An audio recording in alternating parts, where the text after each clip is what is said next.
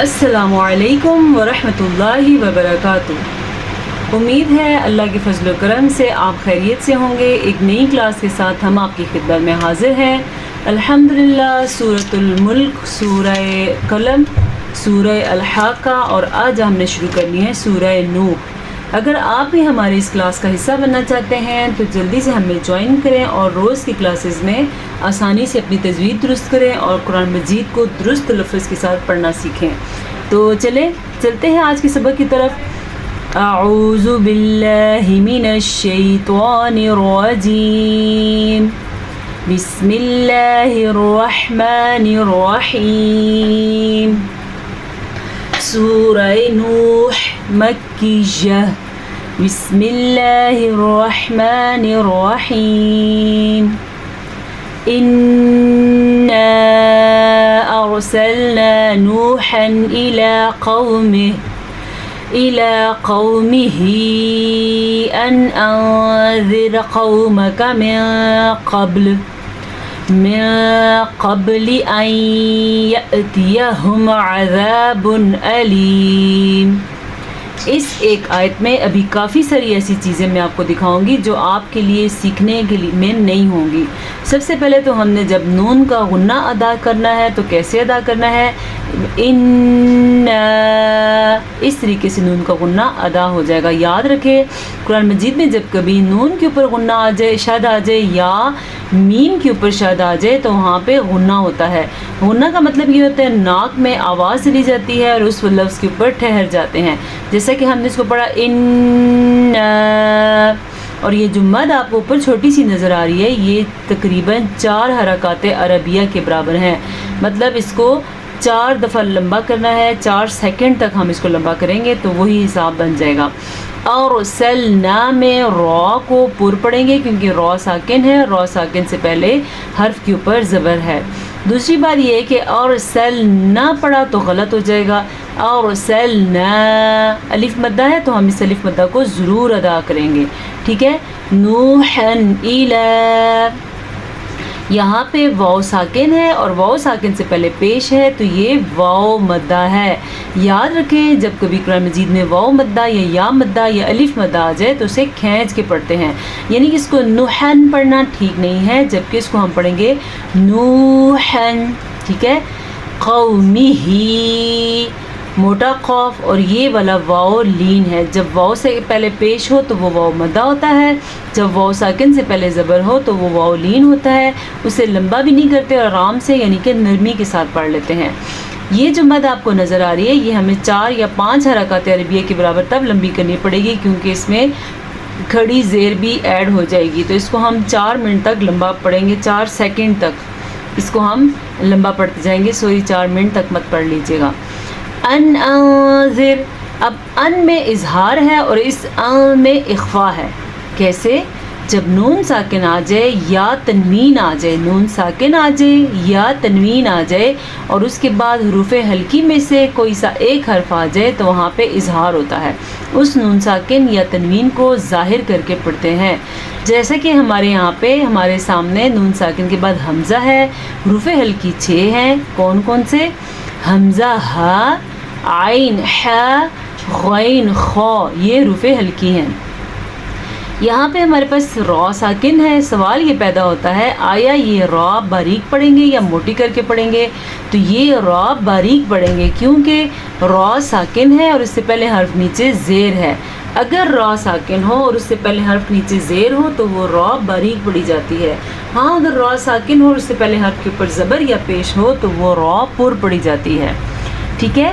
قومکا، قومکا یہ موٹا قاف ہے اور یہ باریک قاف ہے۔ اس چیز کا آپ نے خیال رکھنا ہے کہ میم اور کاف کو آپ نے بالکل بھی لمبا نہیں کرنا کیونکہ اس کے اوپر پڑی زبر ہے، اگر اس کے اوپر کھڑی زبر ہوتی تو یہ لمبے ہوتے۔ میں نے اکثر لوگوں کو یہ غلطی کرتے ہوئے دیکھا ہے، وہ پڑی زبر کو قومکا ایسے پڑھ لیتے ہیں۔ خام خواہ کچھ لوگوں کو عادت ہوتی ہے الفاظ کو لمبا کرنے کی، اگر آپ کی یہ عادت ہے تو یہ بالکل غلط ہے اور اس سے میننگ غلط ہو جاتے ہیں، اس سے قرآن مجید پڑھنا ہی غلط ہے، تو آپ اپنی اس عادت کو بھی ٹھیک کر لیں۔ قومک، ٹھیک ہے۔ من قبلی، یہاں پہ اخفا ہو رہا ہے پھر سے کیونکہ نون ساکن کے بعد قاف آیا ہوا ہے اور قاف حروف اخفا میں سے شامل ہے۔ قبلی، کلکلا ہو رہا ہے. کیوں کلکلا ہو رہا ہے؟ کیونکہ قاف طا با جیم دال یہ وہ 5 حروف ہیں، جب ان کے اوپر ساکن آ جائے تو یہاں پہ قلقلے کی کیفیت پیدا ہوتی ہے. ہاں ایک چیز کا آپ نے خیال رکھنا ہے کہ لام کے نیچے زیر کو لمبا نہیں کرنا آپ نے، قبلی اتنا سا. اگر آپ اس کو پڑھیں گے قبلی تو یہ بالکل غلط ہو جائے گا. اس سے تھوڑا یا زیادہ جتنا بھی آپ نے لمبا کیا یہ غلط ہے. اس کی مقدار صرف اتنی ہے قبلی. ٹھیک ہے.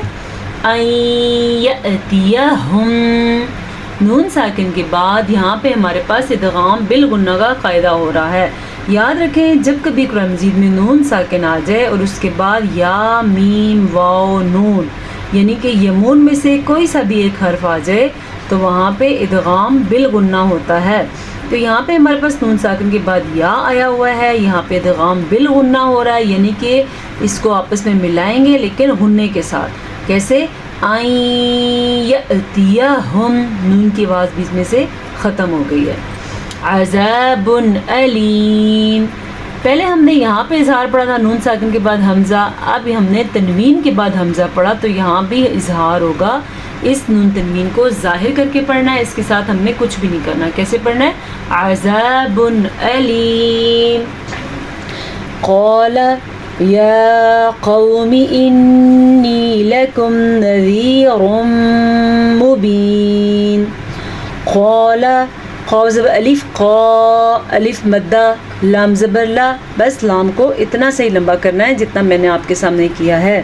اگر آپ اس کو قالا پڑھ لیں گے تو آج میں آپ کو بتاتی ہوں آپ نے کیا غلطی کی. قالا کہا اس نے، کسی پیغمبر کی بات ہو رہی ہے، حضرت نوح علیہ السلام کی بات ہو رہی ہے. قالا کہا ان ایک آدمی نے یعنی کہ حضرت نوح علیہ السلام نے. اگر آپ اس کو پڑھیں گے قالا تو آپ پڑھتے ہیں کہا ان 2 لوگوں نے. تو ایک پیغمبر جب بات کریں تو ہم اس کو 2 میں کیسے ڈال سکتے ہیں؟ یہ ہماری لفظی غلطی ہے جس سے ہم میننگ غلط کر لیتے ہیں. تو قالا بس اتنا سے ہی پڑھیں گے. قال یا قومی میم زیر می، اس کی مقدار اتنی نہیں چاہیے. کھڑی زبر کی مقدار میں نے آپ کو بتا دی ہے. قاف زبر واو قو یہ ہو رہا ہے لین، اس کو لمبا نہیں کرنا، آرام سے پڑھنا ہے. انی لکم انی نون کا غنہ ادا کرنا ہے اور یہاں پہ یا مدہ بھی ادا کرنی ہے. ٹھیک ہے. لکم نذیر مبین ہمارے پاس پھر سے ادغام بالغنہ قاعدہ ہو رہا ہے. یاد رکھیں پہلے بھی آپ کو بتا چکی ہوں، پھر سے بتانا پسند کروں گی، جب کبھی نون ساکن کے بعد یا تنوین کے بعد یا میم واو نون ان میں سے کوئی سا بھی ایک حرف آ جائے تو وہاں پہ ادغام بالغنہ ہوتا ہے. جیسا کہ یہ ہمارے پاس یہاں پہ ادغام بالغنہ ہو رہا ہے. ہم نے غنہ کیسے کیا؟ نذیر مبین ایسے ہم نے غنہ کیا. ٹھیک ہے. ان اعبدوا اللہ واتقوہ واطیعون. ان اعبدوا اللہ.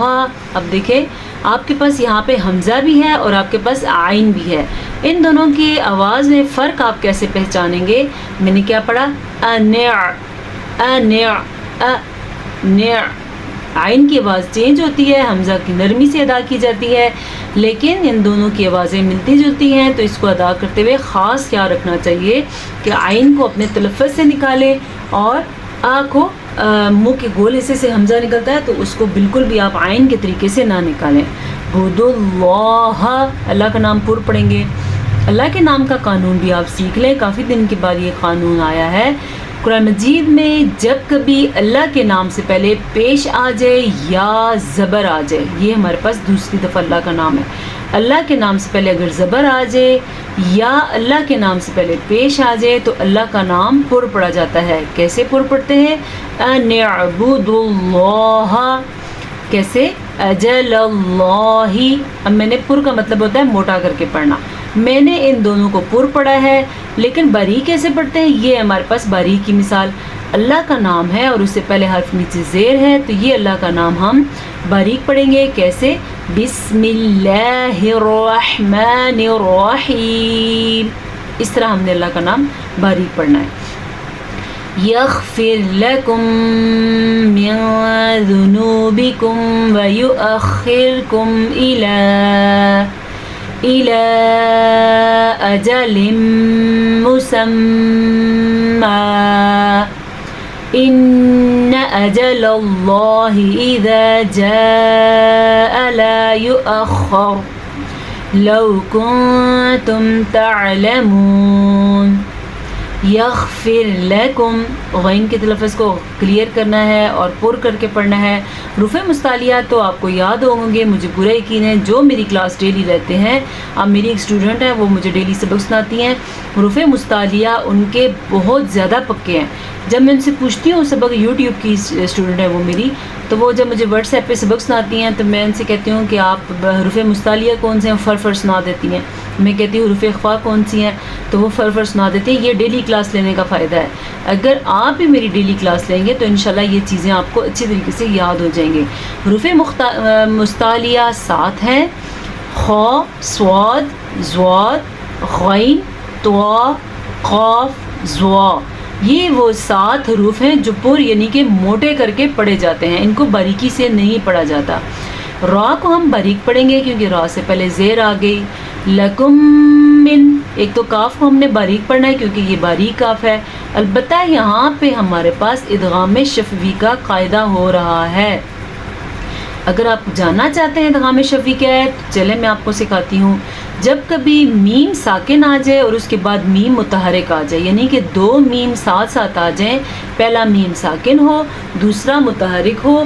متحرک کا مطلب یہ ہوتا ہے اس میم کے اوپر زبر زیر پیش آ جائے تو وہ میم متحرک کہلاتا ہے. میم ساکن کے بعد میم متحرک آ گیا ہے تو یہاں پہ غنہ ہو جائے گا, اسے ادغام شفوی کہتے ہیں. ٹھیک ہے, ذنوبکم ویؤخرکم. اب دیکھیں حمزہ کو آپ نے نرمی سے پڑھنا ہے. اکثر لوگوں کو میں نے دیکھا ہے وہ ویؤآہ کر لیتے ہیں, نہیں, ویؤخر. البتہ خا کو آپ نے پر پڑھنا ہے کیونکہ خا حروف مستعلیہ میں شامل ہے. یہ را باریک پڑھی جائے گی کیونکہ را ساکن ہے اور اس سے پہلے حرف نیچے زیر ہے. ٹھیک ہے, اس مد کو 4 الف کے برابر لمبا کرنا ہے. اس مد کی مقدار 3 الف ہے, جبکہ کھڑی زبر ہم ملا لیں گے تو یہ 4 الف کے برابر ہو جائے گی. اگر آپ کو سمجھنا ہے تو 4 سیکنڈ تک آپ نے اس کو لمبا کر کے رکھنا ہے. اجل مسمى, ادغام بالغنہ اور یہاں پہ میم کا غنہ دونوں کو آپ نے ادا کرنا ہے. ہاں یہاں پہ اہم چیز سیکھنے کی یہ ہے, اب ہم نے یہاں پہ وقف کیا ہے تو یاد رکھیں جب 2 زبر وقف کی حالت میں آ جائیں تو وہ ایک کھڑی زبر یا ایک الف مدہ بن جاتا ہے.